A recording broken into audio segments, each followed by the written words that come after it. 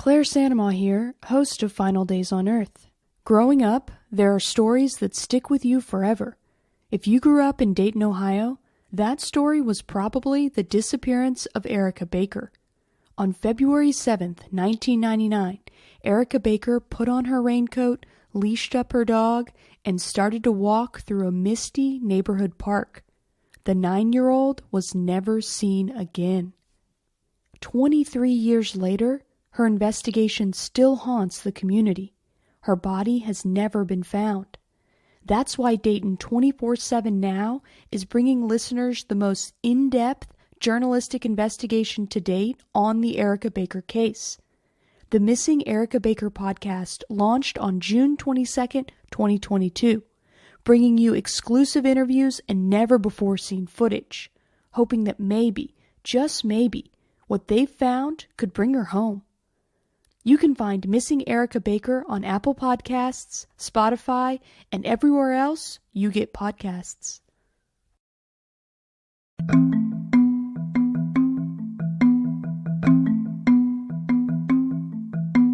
Claire Sanamaw here, host of Final Days on Earth. Thank you so much for tuning in to my second season on the life and death of Jennifer Harris.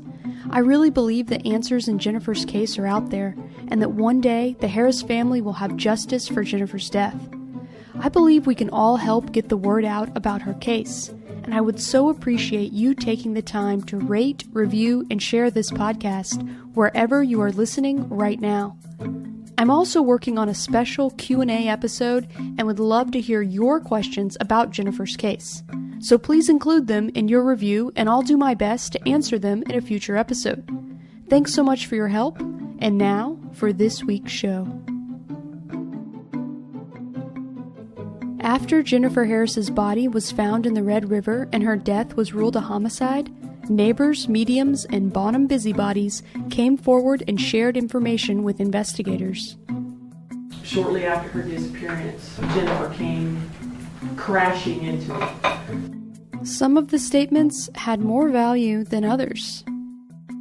When she moved back to Bonham, I just asked if she'd seen or heard from Rob at all, and she said, yeah, we talk all the time. While investigators had been able to retrace some of Jennifer's last steps, her actual murder was still shrouded in mystery. I don't ever want Jennifer to be forgotten. She hasn't had closure, and her case is not solved, and the family has had no justice. And for someone to put on a podcast or put in a newspaper or put anywhere is important to our family. Join me as we try to discover what happened to Jennifer Harris and who is responsible for her death.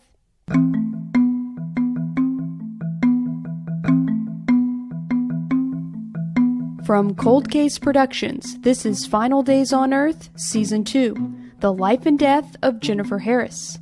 Episode 9, Eyewitnesses, Part 2. I'm your host, Claire Sanamaw. Thanks for listening. Though investigators had continued working the Jennifer Harris murder case for nearly a year, they still hadn't gotten much more in the way of leads. They kept true to their original two persons of interest, Jennifer's ex-boyfriend, James Hamilton, and her ex-husband, Rob Holman. But proving that either man was involved in Jennifer's death with the evidence and witness statements they had was shaky. Local investigators were reaching out to everyone they could for help on the case, including law enforcement across the state line in Oklahoma. About a month after discovering Jennifer's body, a woman who had been camping on the Oklahoma side of the Red River bank came forward with information. A report from the Bryan County Sheriff's Office stated that Tina O'Daniel told investigators that around 8 p.m. on Thursday, May 16, 2002, 2 days before Jennifer's body was discovered, she'd witnessed an altercation on the bridge.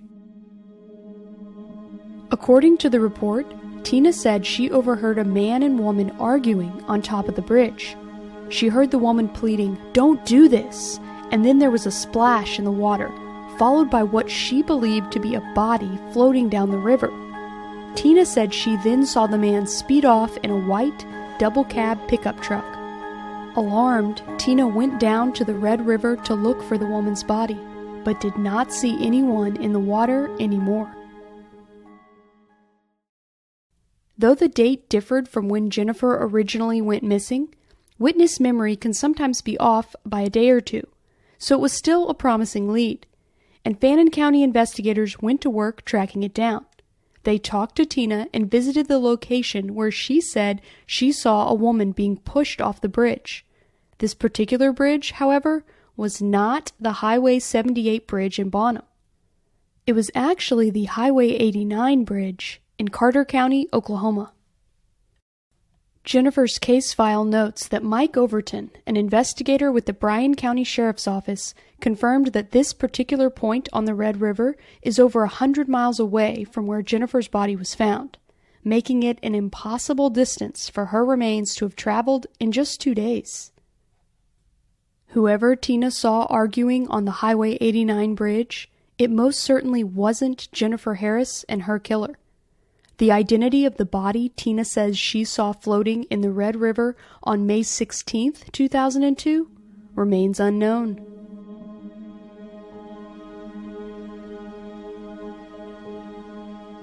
On the 1-year anniversary of Jennifer's death, the town of Bonham was still on edge about the horrific murder of one of their own.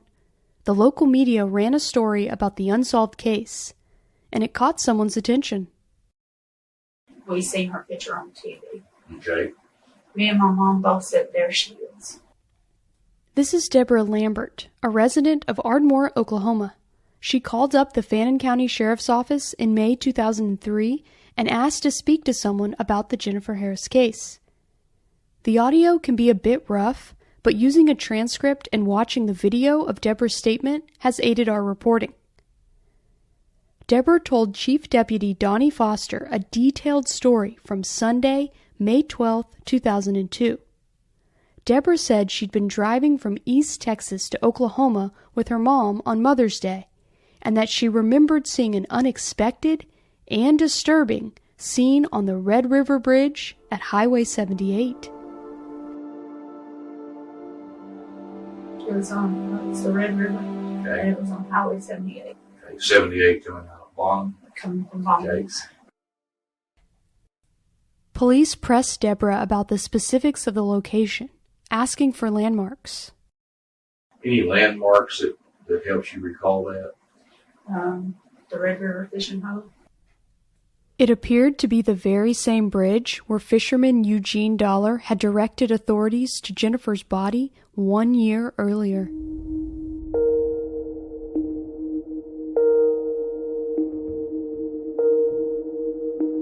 Police continued their conversation with Debra and honed in on what had caught her attention after she crossed the bridge into Oklahoma.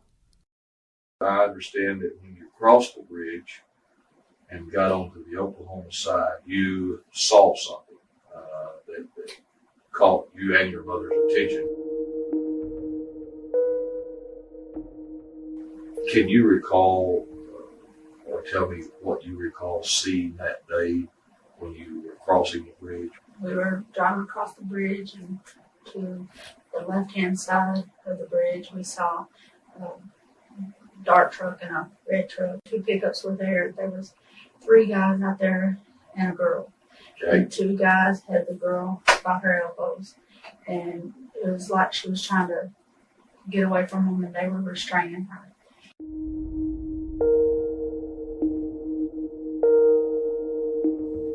Debra was describing a disturbing scene, with 3 men restraining a girl by her elbows on the Red River Bridge.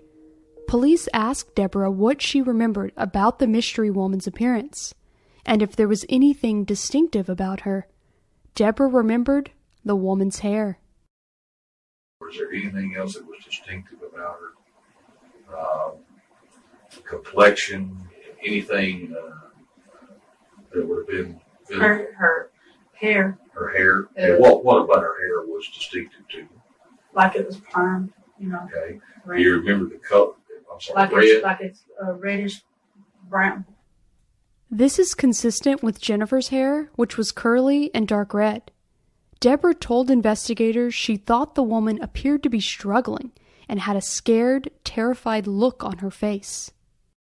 So you think she was struggling, for lack of better words? To me, yes. Okay. And it's like she looked up and I made eye contact with her. And it was, she was scared, terrified look on her face.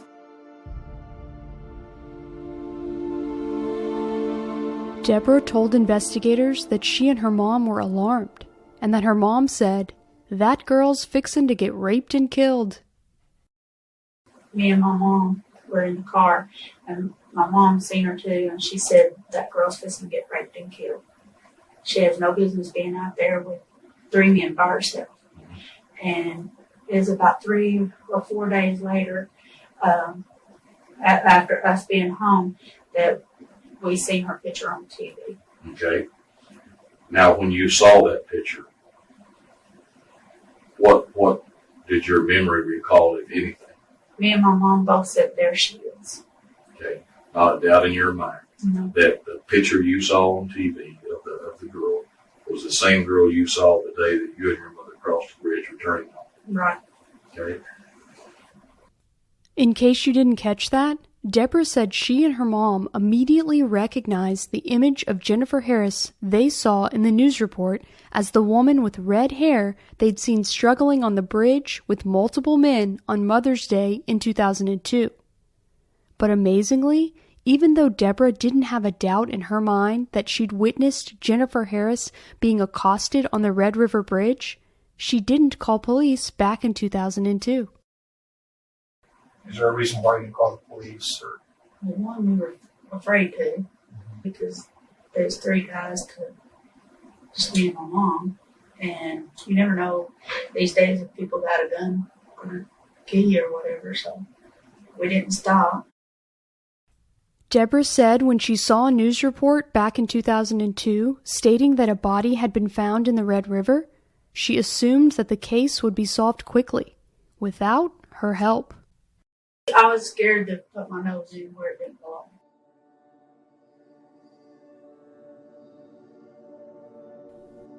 But when the first anniversary of Jennifer's death came around and the case still wasn't solved, it was finally enough for Debra to speak up. Seeing Jennifer's picture once again on the local news was all it took. Debra said she put herself in the Harris family's shoes, imagining it was her kid out there, and somebody had information. It was just a picture of her, and they said that the family was trying to get closure. They wanted to find out who did it. And I got to thinking, well, if that was my kid out there, I would, and somebody had information, I would want somebody to say something, so that's why I went ahead and said something. It'd been a year, but Debra's memory of May 12, 2002 appeared to be solid.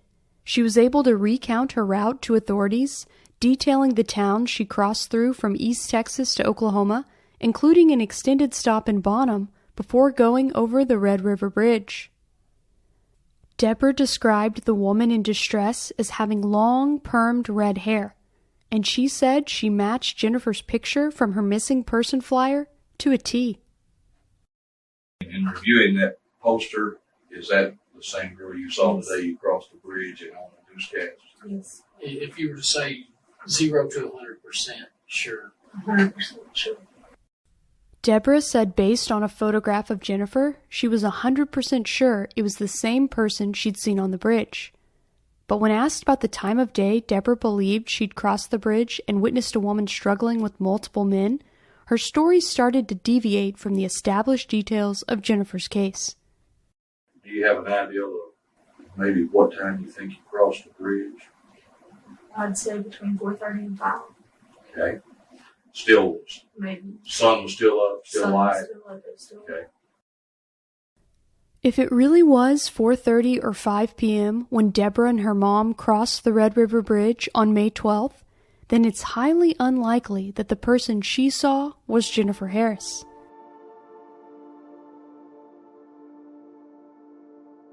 But what are the odds that another red-haired woman was being accosted on the Red River Bridge on Mother's Day 2002? Or could it be that a year later, Debra just got the time wrong?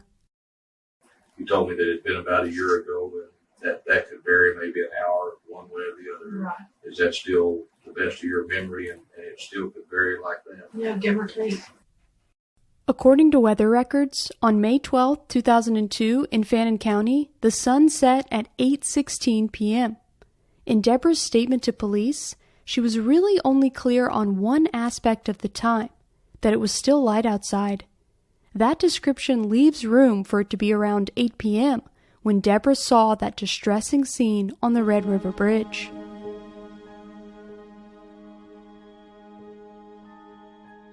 Despite the time discrepancy, police were still very interested in what Debra had to say, and they wanted more information about the two trucks that Debra remembered seeing. And again, just to make sure, the two vehicles you saw was a red pickup and either a black or dark blue pickup. Right. Do you recall if they were Fords, Chevrolets? I don't know. If I was guessing, I would say they were Chevy. At the time of Jennifer's disappearance, James Hamilton and Rob Holman were driving dark-colored pickup trucks. Both were American-made, but neither one were Chevys. James drove a blue Dodge Dakota King cab, and Rob had a black Ford half-ton truck with an extended cab. Unfortunately, Debra didn't remember any details about the license plates of the trucks, but she did think she got a good look at the people involved. She talked about one guy being skinnier than the rest, with a red hat on. You said you could remember what the three males were wearing. The best you can remember the fact that it's been a year. Let's start with the guy that had his back to you. Number one, size-wise, was he larger or smaller than the other two, and what do you recall him wearing? He was small, just skinnier than the rest of them. He had on a red hat, and I forgot. I know he was wearing a red hat. He had on jeans. The other two men Debra believed she saw were closer in size. One was wearing dark shorts, and the other was in jeans and a white t-shirt. Debra said she didn't remember anything about the woman's clothing because she was so focused on the scared look in her eyes. When I seen her, all I focused on was her eyes. And if you could see her eyes, I mean, you could tell that she was scared, and I should have said something then and didn't.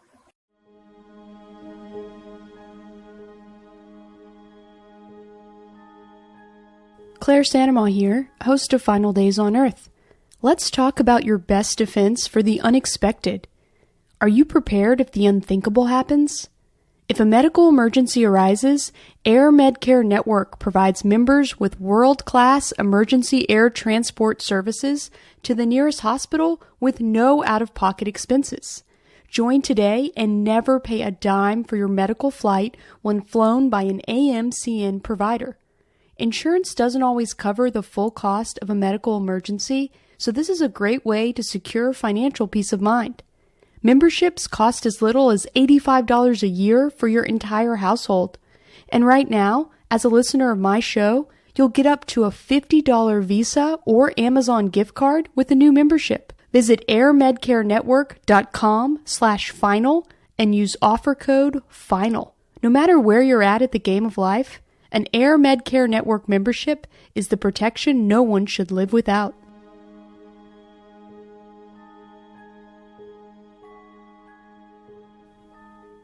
Police wanted to see if they could match up Debra's memory with any of the persons of interest in Jennifer's case.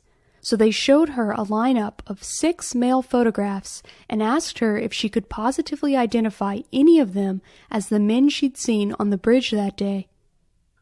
Authorities had already shown Debra this lineup once, when they spoke with her in Oklahoma. Now, back in Texas, they showed it to her for a second time. In these 6 photos, there are no names, addresses of any of the persons that are appearing on the photos to give you identifications of who they are. They were numbered 1 through 6. Is that correct? Yes. Okay. What I would like to do, Ms. Lambert, is hand you that lineup again, and I'll ask you to do the same thing for me today. As part of the standard pre-lineup protocol, police asked Debra if there was anyone pictured in the lineup that she knew previously or had any connection to. They did this because if Debra did have a prior relationship or association with anyone in the lineup, it could skew her identification. Debra said she did not. Okay. I will ask you again, if you would please, ma'am, to please review that photo lineup. Please take your time in doing so. If there's anyone you're positive about, please let me know that. If you're not positive, please just tell me that. And again, those are numbered, and when you do make the decision, whether it be positive or negative, just let me know the number that you have chosen. There's a 15-second pause before Debra answers the deputy's question. I'm positive about number 3. You are positive about number 3. And with that person that you're positive about, would he have been one of those persons that was holding her by the arms, or the one that was by the pickup? The one holding her by her arms. In case you didn't catch that, Debra says she's positive about number 3, and that she believed that was the man she saw holding a woman by her arms on the bridge. Debra has already pulled one photo from the lineup, but authorities don't stop there. They ask her if anyone else pictured was out at the Red River Bridge on May 12, 2002. Are there any other persons in that lineup that you recall from that day? And if there's not, just because there's 3 males that you recall seeing, doesn't mean that any of those males or all 3 could be in that lineup. If you only recall number 3, that's certainly fine. If there's additional persons in that lineup that you recall, please let me know. And if there's not, that's fine also. Just the only thing I want to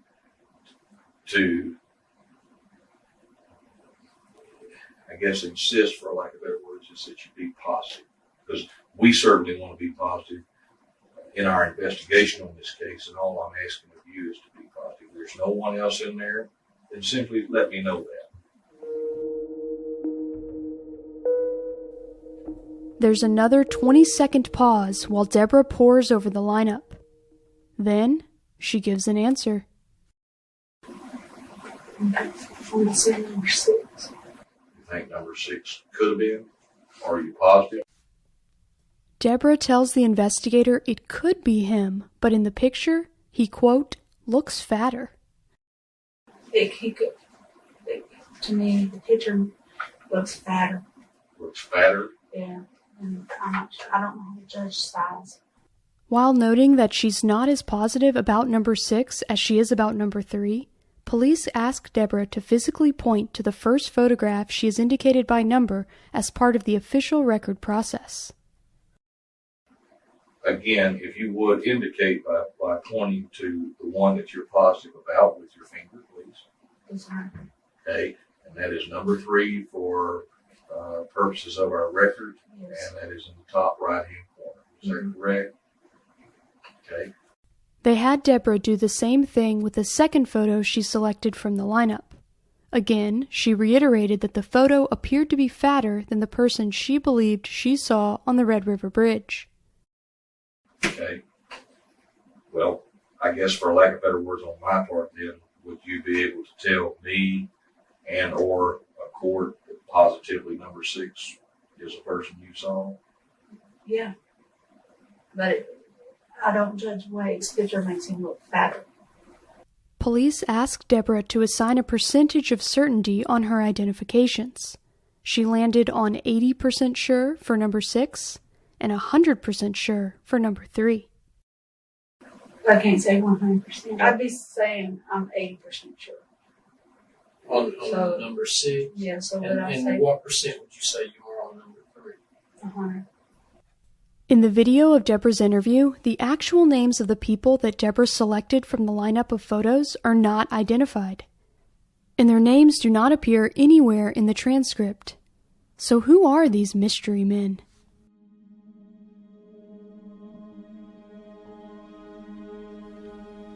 As I went back through the case file, I was drawn to a report from the Texas Rangers Unsolved Crimes Investigation Team.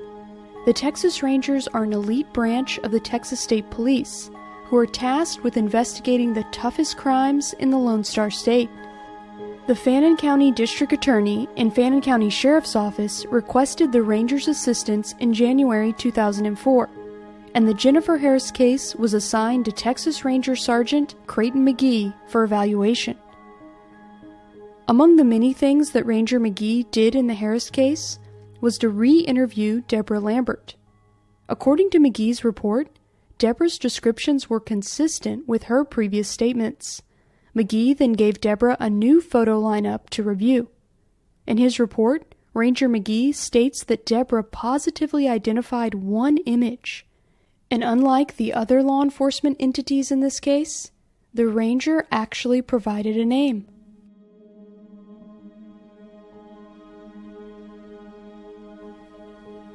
The report states, Lambert identified Robert Holman as one of the men she observed at the Red River Bridge on May 12, 2002. Ranger McGee's report also states that the descriptions of the vehicles that Debra provided are consistent with Rob Holman's truck, which was black, and the truck driven by one of his close friends, which was red. I'm purposely holding back the name of this friend because unlike Rob Holman and James Hamilton, this person has never been identified as a person of interest in the case. I do want to ask one other question. In revealing this information to us, how does this make you feel? Are you nervous about it? Are you scared about it? Scared and nervous. Okay. What fears do you have from revealing this information to law enforcement officials? That if I'm right and they find out, they're not going to kill me. On the next episode of Final Days on Earth, the life and death of Jennifer Harris. So, there's something we've been waiting to talk about for a long time in this case, and that is the fire. Tell me when you learned that fire might have played a role in Jennifer's case. It could just be a coincidence, but in my line of work, there are no coincidences. Investigator Daryl Parker digs into a mysterious fire that burned on the shores of the Red River, the very same night that Jennifer Harris disappeared. So sometime between 8:12 and midnight. That fire burned. Yes. And when the fire department got there, the cabin was already fully engulfed.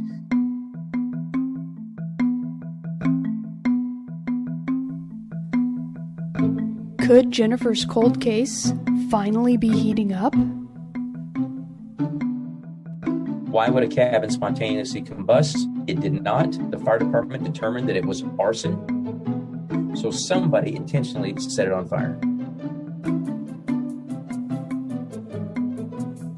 If you have any information about the unsolved murder of Jennifer Harris, contact the Fannin County Sheriff's Department at 903-583-2143.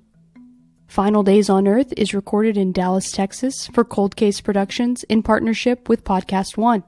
This episode was written and reported by me, Claire Sandomal, and Hillary Wadsworth. Audio production by Matthew Mallinger of Podcast One. Original theme music composed and performed by Riley Simmons. Associate producer is April Scales. Field producer is Molly McEwen. Editorial consultant is Lucy Scott of LucyMedia.com. Executive producers are Sharon Richards and me, Claire Sandomal. Special thanks to Alyssa Harris-Warnick, Daryl Parker, and Fannin County Sheriff Mark Johnson for talking to me in this episode. If you enjoy listening to Final Days on Earth, please rate and review on Apple Podcasts, Spotify, Good Pods, and anywhere else you listen to this podcast. Thank you so much for your support.